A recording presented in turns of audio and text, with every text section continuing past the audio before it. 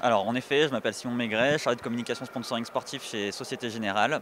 Le groupe Société Générale soutient le mouvement handisport depuis 2002 avec les championnats du monde d'athlétisme qui avaient eu lieu à Lille et nous sommes partenaires de la fédération du coup depuis 2003 et depuis 2019 nous sommes également partenaires spécifiquement de la commission rugby fauteuil et donc de l'équipe de France de rugby fauteuil.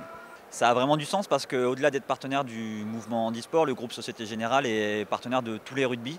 Donc ça fait depuis 1987 qu'on est partenaire du rugby au général, donc de tous les rugby, que ce soit masculin, féminin, A7 ou A15. Et donc du coup, avoir un événement de rugby fauteuil en France et de réaffirmer notre partenariat, c'est très important.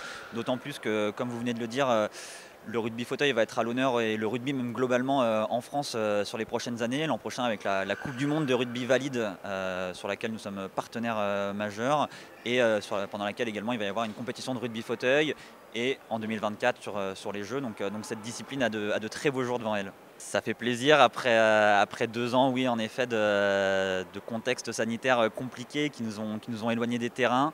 Ça fait plaisir de voir la halle Carpentier pas remplie, mais partiellement pour supporter l'équipe de France.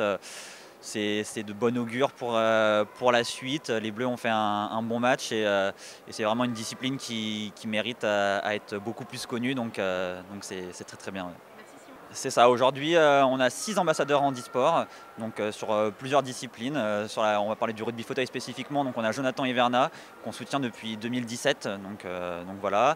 Ensuite on a 2 ambassadeurs qui sont sur la partie sport d'hiver, donc qui vont bientôt partir à Pékin, qui sont Marie Bochet et Arthur Bochet. Et ensuite on a 3 autres ambassadeurs donc, qui étaient certains étaient au jeu l'an dernier, d'autres non, mais on a du coup Perle Bouge en para-aviron, Yasser Moussangania, un grand espoir de l'athlétisme en fauteuil, et Hugo Didier, du coup, qui a gagné 2 médailles l'an dernier à Tokyo.